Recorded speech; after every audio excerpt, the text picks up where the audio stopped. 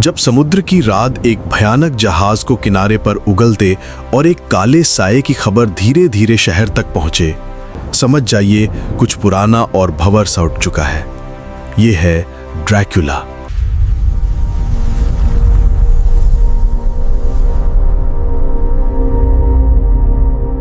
जहां ट्रांसिल्वेनिया के एक अंधेरे किले में जोनाथन हार्कर की दास्तान खत्म हो रही थी, वहीं इंग्लैंड में उसकी मंगेतर मीना मरे और उसकी सहेली लूसी वेस्टंड्रा की दुनिया ख्वाबों और उम्मीदों से भरी थी।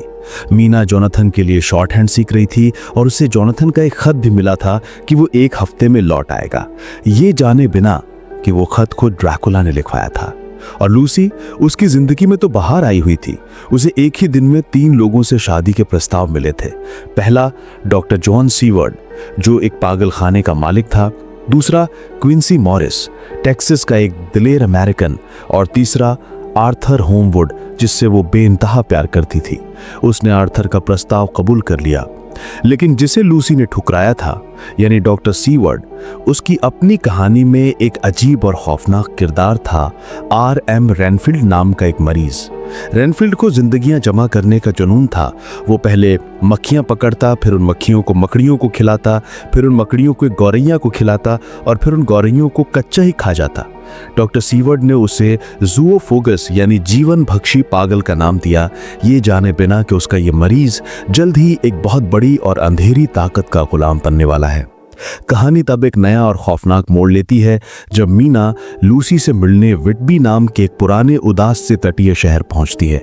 वहां उनकी मुलाकात एक बूढ़े खूसट मल्लाह मिस्टर स्वील से होती है, जो कब्रों पर लिखे झूठ के बारे में बातें करता है। 8 अगस्त को विटबी पर एक ऐसा भयानक तूफान आया जैसा किसी ने पहले कभी नहीं देखा था।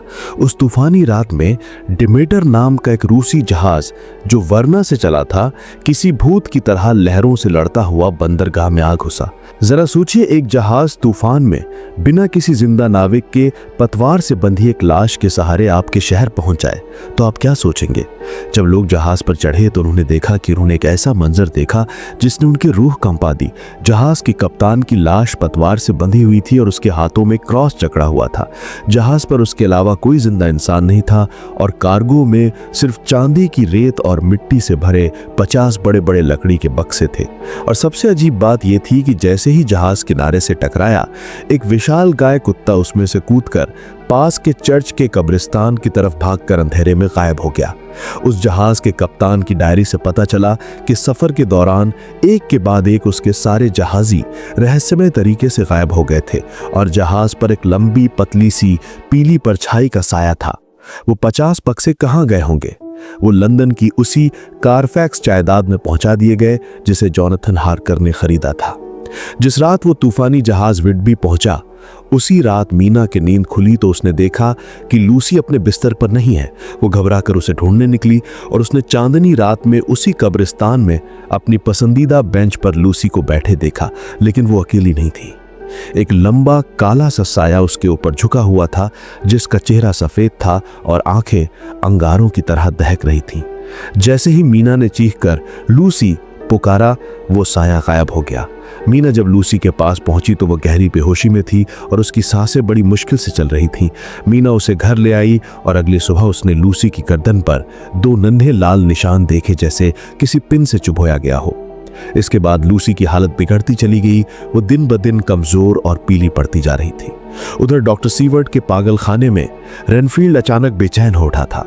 वो चिल्ला रहा था, मालिक आ रहा है, मेरा मालिक करीब है। एक रात वो पागल खाना तोड़कर भाग गया और डॉक्टर सीवर्ड ने उसे कारफैक्स जायदाद के पुराने चैपल के दरवाजे पर घुटने के बल बैठकर किसी अनदेखी ताकत से बातें करते हुए पाया। वो कह रहा था कि मैं आपका गुलाम हूं मालिक, मैं वफादार रहूंगा। वो शैतान जो ट्रांसिल्वेनिया से चला था, अब इंग्लैंड पहुंच गया था। उसने अपनी पहली शिकार चुन ली थी और अपना पहला गुलाम भी बना लिया था। अगर आपको वीडियो पसंद आया हो तो लाइक करें, दोस्तों के साथ शेयर करें और चैनल को सब्सक्राइब करना ना भूलें। मिलते हैं अगले वीडियो में। Stay safe.